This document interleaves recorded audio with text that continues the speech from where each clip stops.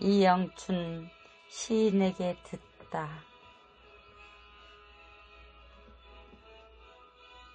박원위의 만남. 요즘 젊은 시인들은 너무나 똑똑하고 아는 것이 많아서 오히려 제가 배워야 할 입장입니다. 지적인 수준은 물론 많은 독서량과 재기발랄한 상상력을 감히 따라갈 수 없을 정도입니다.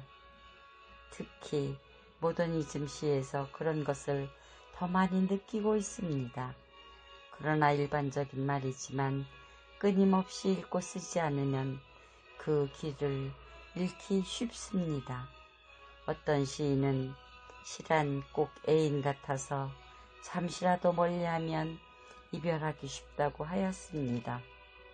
그리고 우리가 가끔 나란 누구인가를 반문하듯이 시인이란 무엇을 어떻게 하는 사람인가를 반문하면서 쓸 때 큰 사명감을 느낄 때가 있을 것입니다. 그것의 한 예로 이런 일화가 있습니다. 장 폴 사르트르가 배고파 우는 어린아이들 앞에서 나의 이 소설 구토가 한 조각의 빵의 무게도 나가지 않는다고 개탄하면서 문학의 현실적인 무력감을 절망적으로 고백했다고 합니다. 이에 대해 30대 진보적인 지식인 루가르트는 어떻게 빵과 문학작품을 같은 저울에 올려놓을 수 있느냐라고 사르트르의 고백을 반박하면서 문학은 배고파 우는 어린아이들에게 빵을 주는 것이 아니라 우리가 사는 이 세계에 배고픈 어린이들이 존재한다는 사실을 주문으로 만드는 것이라고 주장했다는 것입니다. 그러므로 문학은 자신의 사상과 이야기만을 쓰는 것이 아니라 남을 위해 대신 울어줄 수 있는 곡비 노릇을 톡톡히 해내야 할 의무가 있다고 합니다. 이것이 곧 문학인의 사명이 아닐까 생각합니다. 이 글을 쓰면서 문득 떠오르네요. 4.3 사건을 다룬 작별하지 않는다 혹은 5.18을 제재로 한 소년이 온다와 같은 한강의 소설이 바로 그런 것이 아닐까요?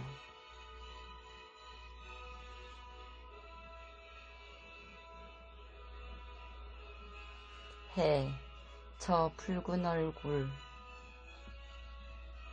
아이 하나 낳고 새방을 살던 그때 아침에는 둥그렇게 떠오르는데 출근하려고 막 골목길을 돌아 나오는데 뒤에서 야야 야야 아버지 목소리 들린다.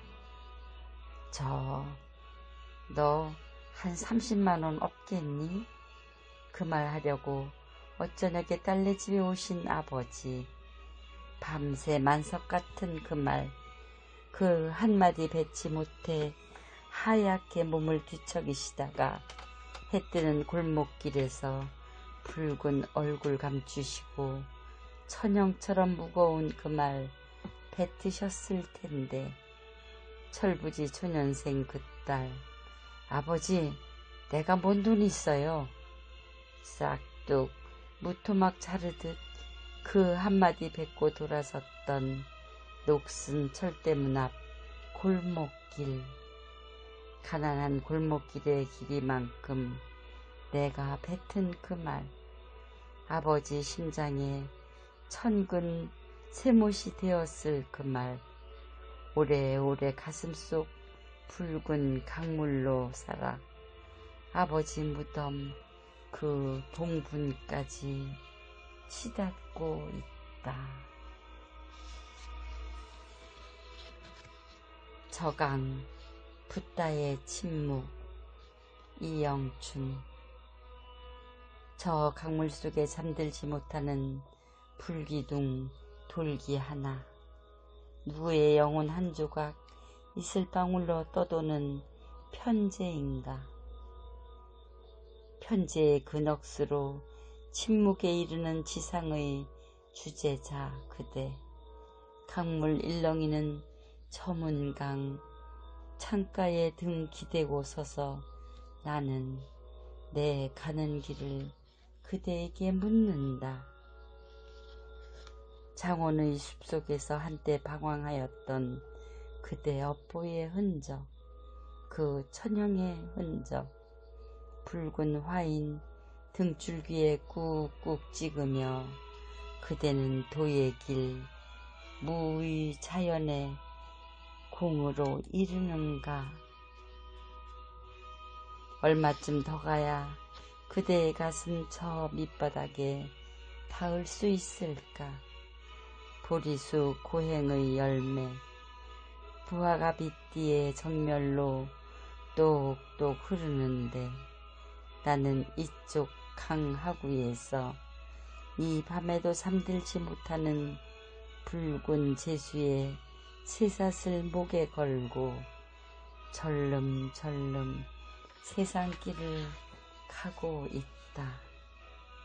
붙다여 그대 잠들지 못하는 불기둥 침묵의 돌기 하나.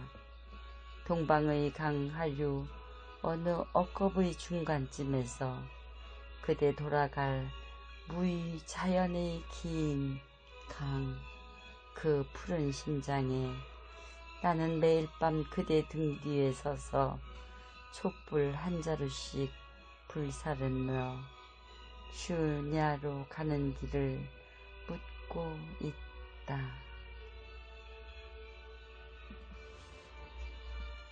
백야, 그 사랑. 이영춘. 달빛 속으로 걸어 들어가는 그의 어깨에 손을 얹고 싶었다.